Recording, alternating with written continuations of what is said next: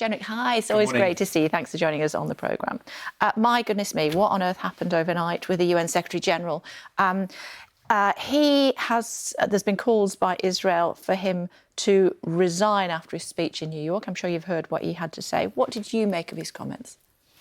Well, I'm not going to comment directly on what the Secretary-General said, but I would say two things. Firstly, Israel didn't start this war. Israel was subjected to the most horrific and barbaric attack by Hamas. You've seen the appalling scenes of rapes and murders and kidnaps. And so it is Hamas who is entirely to blame for this conflict.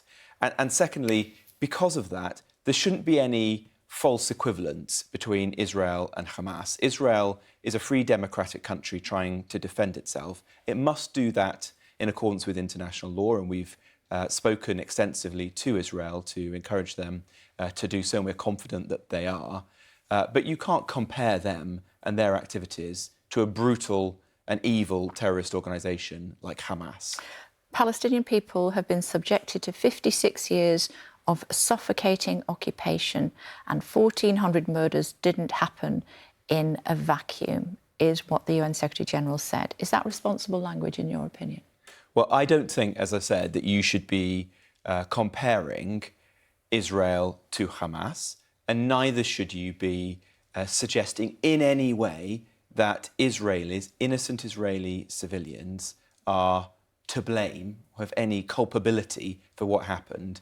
The events of 2 weeks ago were exclusively the responsibility of Hamas, one of the most evil and murderous, barbaric terrorist organisations in the world. So whether it's the Secretary-General or anyone else, the blame for the tragedy that we're currently seeing in Palestine and Gaza and Israel lies squarely with Hamas. They are the enemy of the Gazan population because they are using people in Gaza as human shields, and they're subjecting civilians in Gaza, as in Israel, to the most appalling and tragic consequences of their actions. How should we interpret the words suffocating occupation for 56 years, 1,400 murders didn't happen in a vacuum? How should we interpret that? Well, it's for the Secretary-General to explain his comments. I've given you my view and that of the British government, that our position is very clear.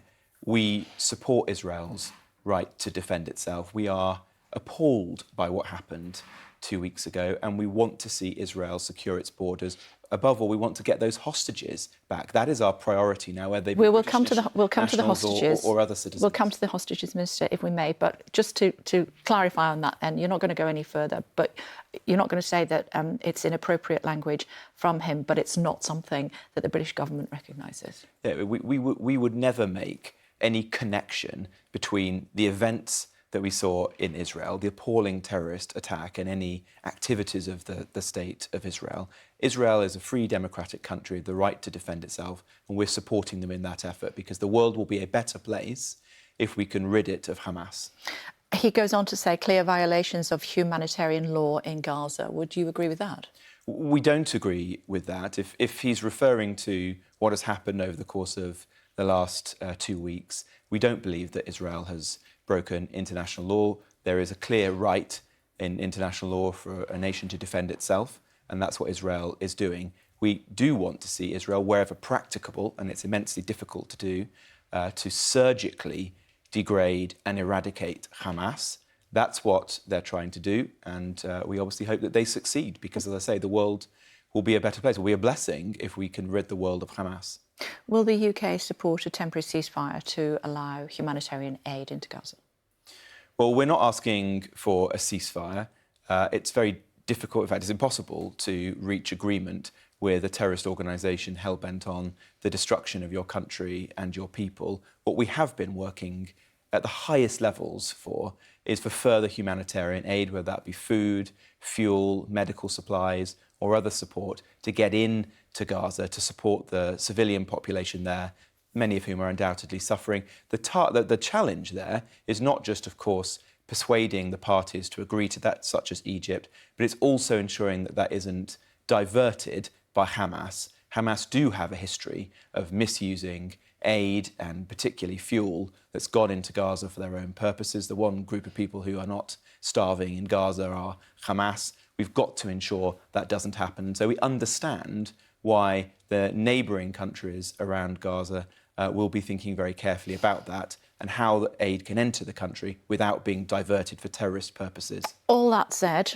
it's not just Gutierrez. Save the Children have made a direct appeal to the Prime Minister today. There's an ad in some of the papers, not least The Guardian, demanding a ceasefire now.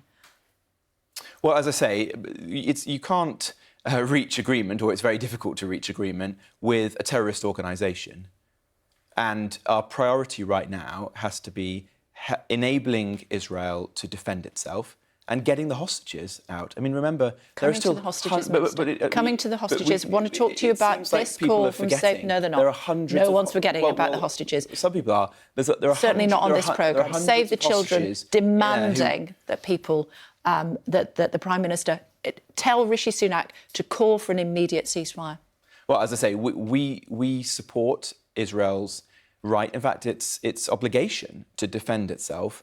And we want to see the hostages out. So that the first step that could be taken by Hamas would be to release those innocent men, women and children that they are keeping captive in Gaza. You know, that's the kind of depraved organisation that we're dealing with.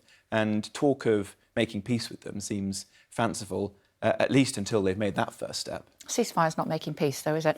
Talk to me about British hostages. How many are there? Well, we haven't said the exact number, but we're working very closely with Israel and with other countries to identify British citizens and to work with partners to try to seek their release, particularly Qatar. And the Prime Minister has spoken to the Emir of Qatar a number of times, seeking his support and help to get those British nationals out. So for the families who are undoubtedly in immense pain and worry right now, what I can say is that we are doing absolutely everything that we can to secure their release. OK.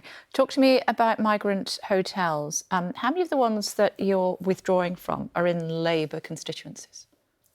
They're a mix of different constituencies and in all 4 nations across the country. We don't release the list for security reasons. So there are in Labour constituencies as well? Of course, absolutely, yes. OK, so what the information that we're getting is that they're all in Tory constituencies. That's incorrect. Well, I wouldn't necessarily read everything that you read, believe everything you read in the press. That was that's incorrect? It's incorrect, absolutely. They're in a range of different constituencies right across the country. When I took on this job a year ago, I was very clear that the use of hotels for asylum seekers was wrong.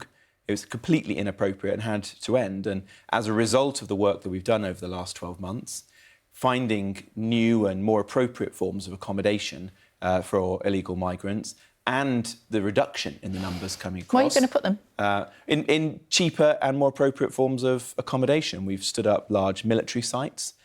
We've stood up the barge in Portland.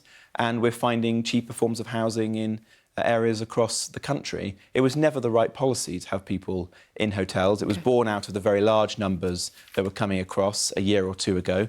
Now fewer people are crossing, thankfully, although there's a great deal more to do. As a result of that, we're able to make this first step and return hotels to use by business, tourism, leisure, you know, all the good uses that they were supposed to be used. We are out of time, but did you want to say happy anniversary to the boss?